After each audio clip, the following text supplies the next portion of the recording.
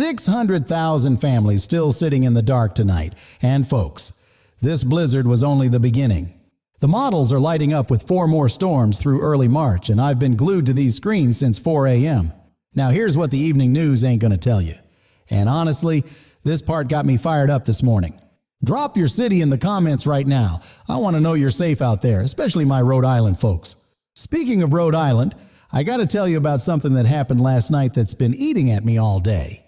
Margaret Chin, 71 years old, Warwick, Rhode Island. Been living there since she came over from Taiwan back in '78. Raised 3 kids in that house. Worked 2 jobs most of her life. The American dream. You know what I mean? She called her daughter Sunday night. Said the power went out and the house was getting cold. Real cold. Now here's what gets me. Her daughter called the power company 4 times. 4 times. And kept getting put on hold. By Monday morning when crews finally showed up, Margaret was already on her way to the hospital. Hypothermia. 47 years she's been paying her electric bill on time. And when she needed them most, they left her in the cold. That's why I'm doing this video at 5 a.m. instead of sleeping. Because Margaret's daughter reached out asking for help. So when I tell you more storms are coming, I ain't trying to scare nobody. I'm trying to make sure this doesn't happen to you. Stop. I need you to hear this next part real careful. Because this is the stuff that should make your blood boil. While Margaret was freezing. You know what National Grid stock did on Monday? Went up 2%.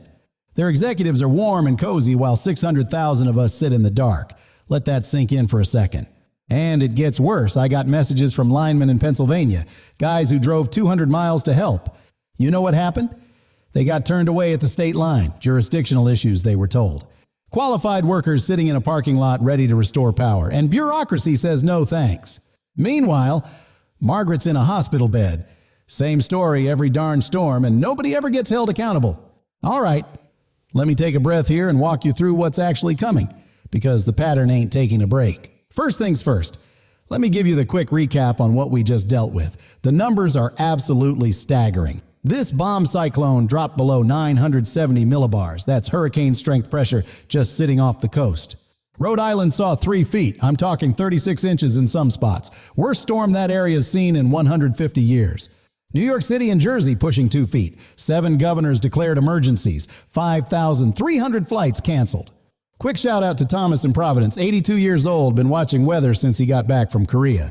He messaged me saying in 60 years of tracking storms, he ain't never seen nothing like this one. And Patricia in Smithtown. Her husband's been out there shoveling for 6 hours straight. Bless his heart.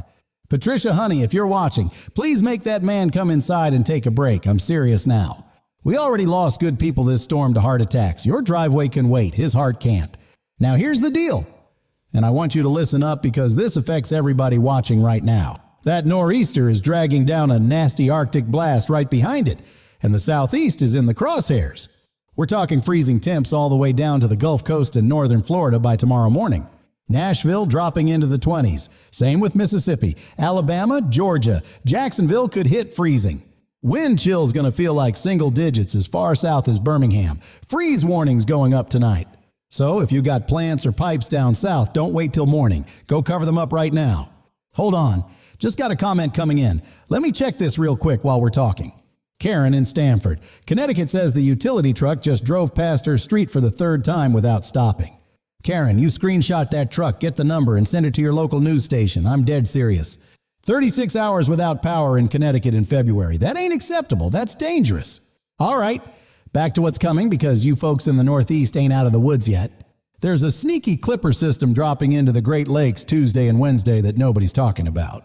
It's going to dump snow on Michigan, burst down into Ohio, Pennsylvania, and guess where else? Yep, right back into New York, Jersey, Connecticut, Rhode Island, Massachusetts. Here we go again.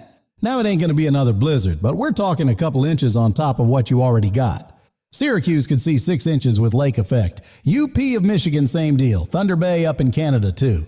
Linda up in Buffalo messaged me. She's 68 4th-generation Buffalonian, says her back is killing her. Linda, sweetheart, hire one of the neighborhood kids. Your back ain't worth a clean driveway. Trust me on this. Okay, now here's where it gets interesting. And I need you to pay attention to this next part. There's another system loading up in the plains for Thursday and Friday. And this one's got my attention. It dips into the Ohio Valley, links up with Gulf moisture, and tries to become another nor'easter. Models are split right now. Some show decent snow, others keep it weak and offshore. But there's a 15% chance of winter storm impacts from Detroit all the way to Boston. That ain't nothing. Screenshot this right now. You got your phone good. Take the picture. I'll wait. I'm predicting Thursday, Friday drops 4 to 8 inches somewhere in that corridor. Mark my words. Now, last month, 2,800 of you took that screenshot, and 200 came back telling me I nailed it. My prediction accuracy this winter, 84%. I don't say things unless I mean them. If I'm wrong on this one, I'll go outside in my shorts and shovel my neighbor's entire driveway on camera. If I nail it, you owe me a subscribe and you gotta share this with 3 people. That's the deal. But wait, stop scrolling for a second. What I'm about to show you is what's really got me worried. The models are doing something I've only seen twice in my whole career, and both times it meant trouble. There's a signal for a major system around March 2nd and 3rd, another one March 6th, and another March 8th. Now this is 170 hours out. Models ain't reliable that far, but the pattern is screaming active weather. March 3rd could be another nor'easter, or it could be a severe weather outbreak down south. We just don't know yet. What I do know is this: winter and spring are about to fight it out, and we're all caught in the middle. That's the setup that gives us our biggest storms. Warm air from the south, cold air from the north. Collision. Hold on. Another comment just came in. Mike in Hartford says his 89-year-old grandmother still has no heat. She's been dark since Sunday night. That's going on 40 hours now in this cold, and nobody's shown up. If anybody's in the Hartford area and can check on elderly neighbors, please do it tonight. I'm begging you.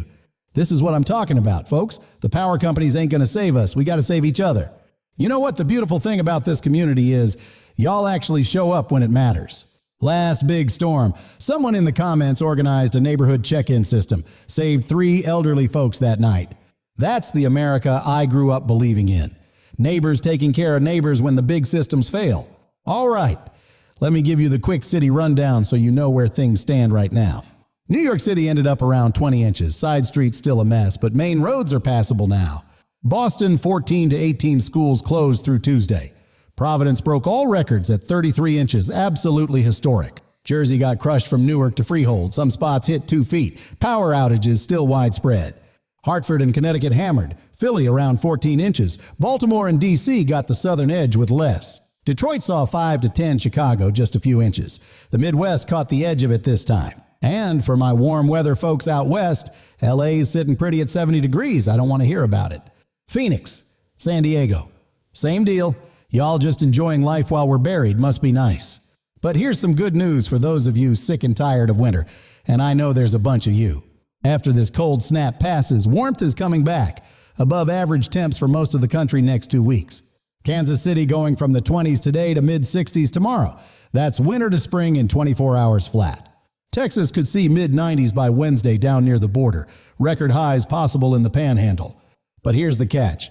And you knew there was going to be a catch. Warmth means storms. When warm air pushes north and cold air dives south, that's the recipe for big-time weather events. So enjoy the warm days when they come, but don't put your winter coat away just yet. All right, safety time. And I know some of you roll your eyes at this part, but it's important, so stay with me. Generator goes outside, 20 feet from any window or door, no exceptions. No, I'll just crack the garage.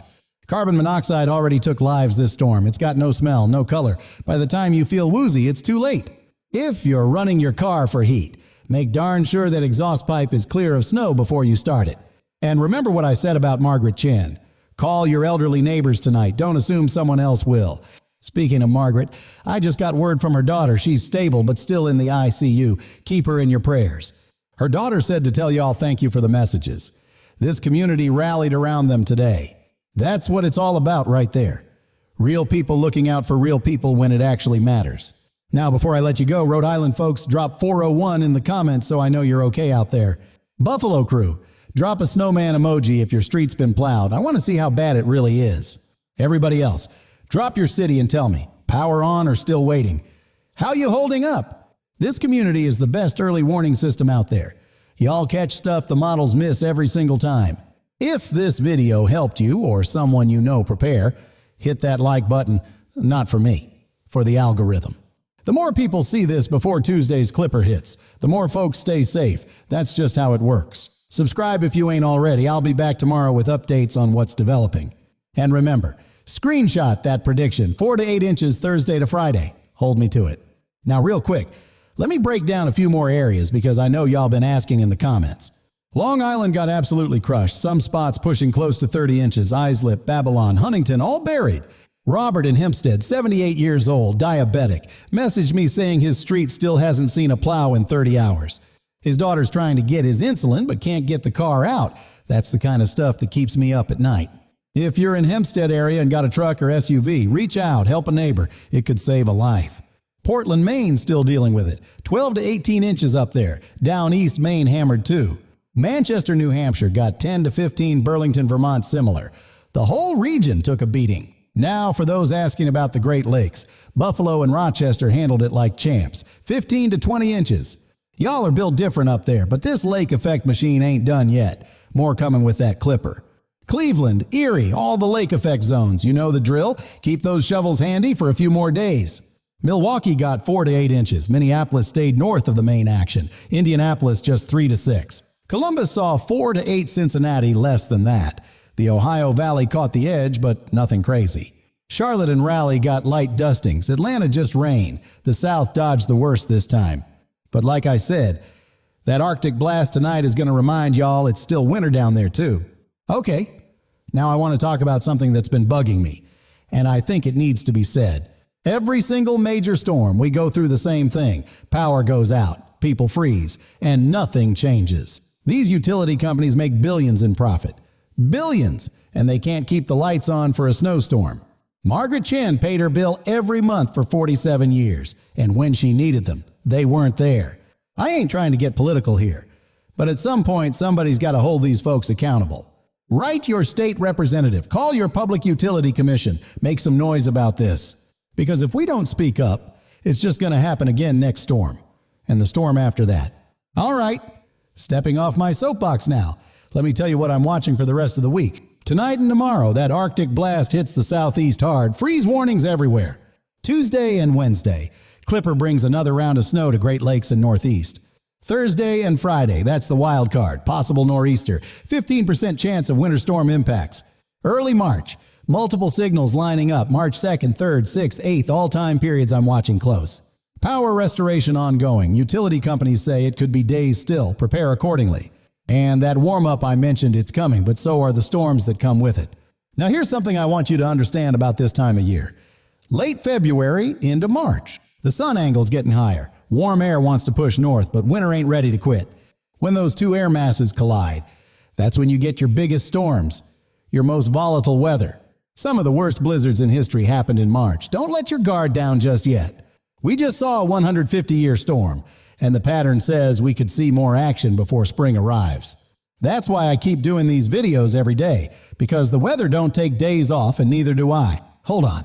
One more comment I gotta address. Jennifer in Queens says garbage hasn't been collected in 4 days. Jennifer, I hear you. The whole city's overwhelmed right now. Give them a few more days to catch up. The sanitation crews are doing the best they can. Most of them been working 16-hour shifts since Sunday.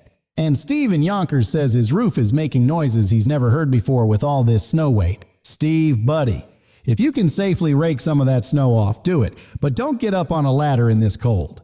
Call a professional if you're worried. A roof repair is expensive, but it's cheaper than a roof collapse. This is why I love doing these videos. Y'all bring up the stuff that helps everybody else prepare. The comments section is like a neighborhood watch for the whole Northeast. I read every single one.